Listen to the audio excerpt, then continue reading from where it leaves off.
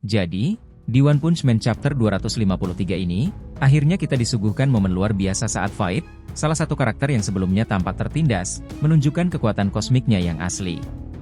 Setelah sekian lama terlihat kalah dan direndahkan, Void akhirnya melepaskan potensi tersembunyinya.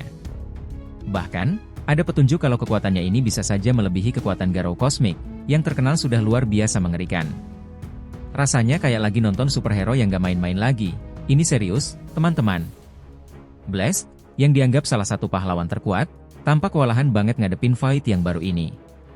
Awal bab ini udah bikin kita langsung tegang, dengan pertarungan antara dua kekuatan raksasa yang gak bisa diremehkan.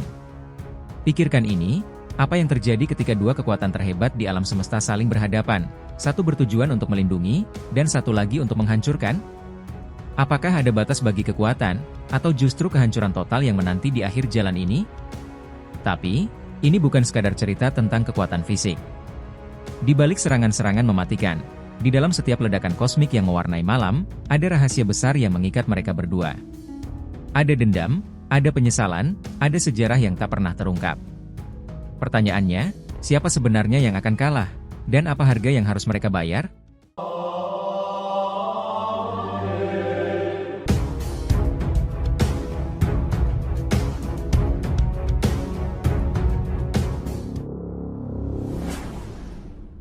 Namun sebelum masuk ke pembahasan, jangan lupa untuk like video ini ya nakama.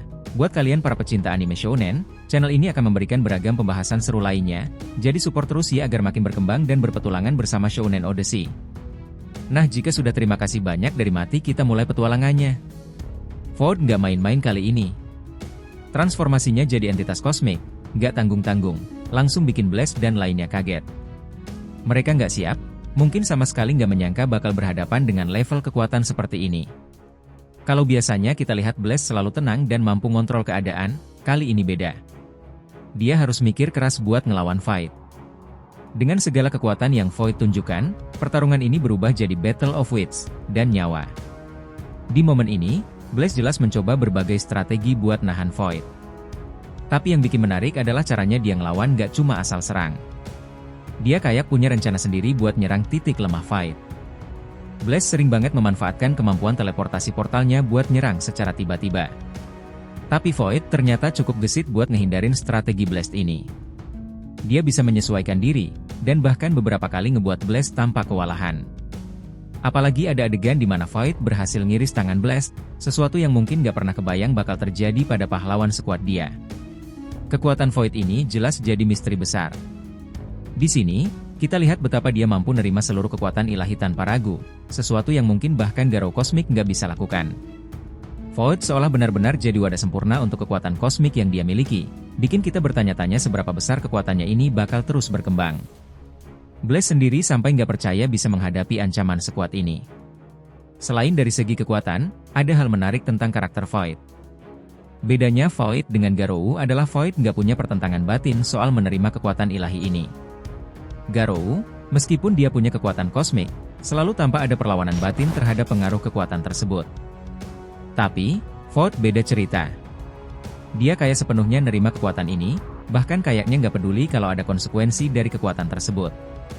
Inilah yang bikin dia kelihatan lebih berbahaya, karena dia benar-benar jadi wadah sempurna buat kekuatan dewa yang mungkin selama ini nyari sosok kayak Void.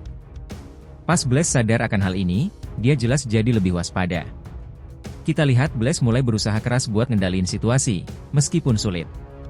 Pertarungan mereka terus berlangsung dengan intensitas yang makin meningkat, dan masing-masing karakter mulai mengeluarkan jurus-jurus terbaik mereka. Blast berkali-kali coba menyerang dari arah-arah tak terduga, berusaha menemukan celah. Tapi Void nggak tinggal diam. Dia bahkan mengeluarkan serangan spiral angin buat nahan serangan Blast. Teknik ini cukup efektif buat nahan Blast yang biasanya bisa serang dari mana saja dengan bantuan portalnya. Blast memang gak gampang menyerah. Dia mencoba banyak strategi. Salah satunya adalah dengan menyerang bagian belakang tubuh Void, seolah ingin membuat Void gak bisa bergerak leluasa. Tapi, dari sini juga kita lihat kalau Blast mungkin punya strategi yang lebih besar dari sekadar menang. Sepertinya dia mau melemahkan Void tanpa membunuhnya. Entah apa alasannya, tapi mungkin dia berharap Void masih bisa diselamatkan. Ini juga bikin kita bertanya-tanya. Apakah ada jalan damai yang Blast inginkan? Nah, di sisi lain, kita mulai melihat Void semakin mengontrol pertarungan. Di satu momen, dia bahkan bilang kalau dia udah nggak terpengaruh sama kekuatan gelap yang biasanya menentang dewa. Maksudnya, kalau dulu ada sesuatu dalam dirinya yang bikin dia agak nahan diri, sekarang itu udah nggak ada lagi. Ini jelas bikin posisi Blast jadi makin sulit. Void bahkan bilang dia ingat semua rasa dendamnya pada Blast, dan ini adalah kesempatan dia buat balas dendam sepenuhnya. Momen ini terasa epik banget karena Blast akhirnya tampak serius buat melawan Void dengan sepenuh tenaga. Ada satu adegan di mana Blast melepas kacamatanya ke arah Flashy Flash, seolah tandanya dia udah siap mati-matian di pertarungan ini. Kesan ini mungkin berlebihan, tapi siapa tahu itu cara Blast buat bilang kalau dia siap habis-habisan. Lalu, kita lihat Blast mulai menggunakan portanya secara agresif. Dia berpindah tempat dengan cepat, mendekati Void buat ngelancarin serangan-serangan cepat. Meski begitu, Void juga ngeluarin teknik baru yang bikin Blast kerepotan. Dengan kemampuan spiral angin di tubuhnya, Void bisa menahan atau bahkan menyerang balik serangan Blast. Teknik ini bikin pertarungan mereka jadi makin gak seimbang. Kemudian, ada adegan di mana Blast tanpa mencoba memahami strategi Void dan berusaha ngakalinya dengan telepon jarak jauh.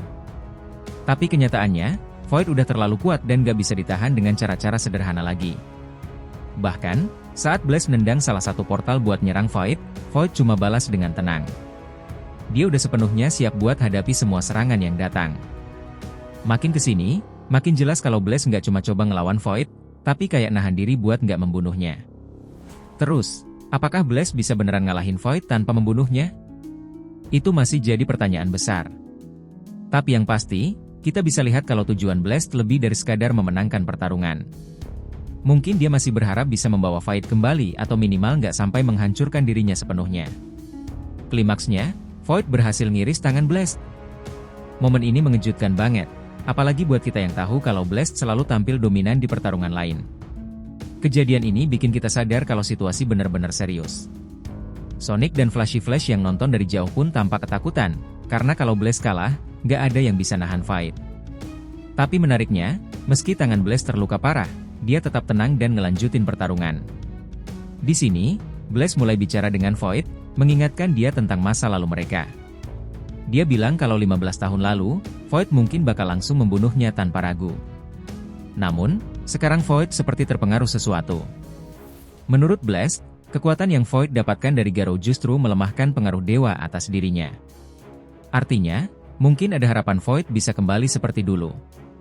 Setelah itu, ada spekulasi soal apakah Saitama bakal turun tangan di pertarungan ini atau tidak. Kalau Saitama datang, bisa jadi ini pertarungan kosmik beneran. Di sisi lain, mungkin Blast masih punya beberapa trik di lengan bajunya. Siapa tahu, Blast punya kemampuan buat memutar waktu beberapa detik ke belakang, memungkinkan dia buat menghindari serangan yang tadi. Tapi teori soal waktu ini memang masih spekulasi. Yang jelas, kemampuan Blast dalam mengontrol ruang waktu membuatnya jadi karakter yang unik. Kalau Blast beneran bisa mundur waktu beberapa detik, dia bisa membalikan keadaan. Bayangin aja, ngatur ruang dan waktu buat ngelawan musuh sekuat Void, itu bakal jadi kekuatan yang gak ada tandingannya. Pada akhirnya, bab ini ngasih kita banyak momen keren. Pertarungan antara Blast dan Void benar-benar intens dan penuh ketegangan. Gak hanya soal kekuatan fisik, tapi juga soal emosi dan strategi. Di satu sisi, kita lihat kekuatan Void yang makin brutal. Di sisi lain, kita lihat keteguhan Blast yang berusaha nyari jalan terbaik meskipun harus bertaruh nyawa. Bab ini benar-benar menekankan kalau di dunia One Punch Man, bahkan pahlawan terkuat pun bisa kewalahan. Dan dengan berakhirnya bab ini, kita semua pasti penasaran apa yang bakal terjadi di bab selanjutnya. Pertarungan antara Blast dan Void adalah lebih dari sekadar adu kekuatan. Ini adalah kisah tentang kebencian, kesetiaan, dan pengorbanan. Ketika dua kekuatan terbesar di alam semesta ini bertemu, mereka bukan hanya berusaha memenangkan pertarungan. Mereka juga berhadapan dengan masa lalu, emosi, dan rahasia yang selama ini mereka simpan rapat-rapat. Blast yang berjuang untuk melindungi dunia ini, dan Void yang ingin menghancurkan segala sesuatu yang pernah menolaknya. Di ambang kehancuran total, mereka memahami bahwa tujuan akhir mereka bukanlah saling membinasakan, melainkan menemukan keseimbangan yang bisa membawa kedamaian pada alam semesta. Mereka berpisah, tetapi masing-masing membawa luka dan pemahaman baru. Meski tak lagi saling berhadapan, keduanya kini memahami bahwa takdir mereka selalu akan saling terkait, sebagai dua sisi dari kekuatan kosmik yang sama. Jadi, terima kasih banyak, telah mengikuti cerita ini sampai akhir. Jika kalian punya pendapat langsung aja komentar di bawah akan kita usahakan respon. Oke. Sampai jumpa di video selanjutnya teman-teman. Dan petualangan anime shounen kita lanjutkan next time.